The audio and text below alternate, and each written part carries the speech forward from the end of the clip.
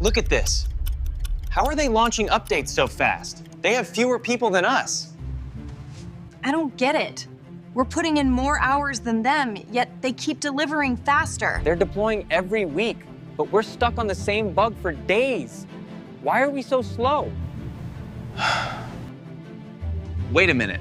ACE could be the key. It could help us work smarter, not harder. ACE, I need to understand why our competitor is so fast. Help us identify where we're falling behind and streamline our processes. Understood. Analyzing your workflow and comparing with competitors' efficiency. Identifying bottlenecks. Optimizing deployment pipeline.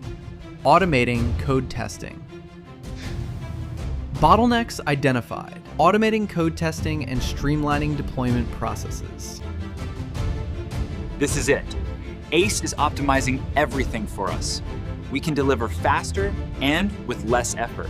Let's implement these changes now. We'll be ahead of the competition in no time. Thanks to ACE, we're now faster and more efficient. We're ready to beat the competition.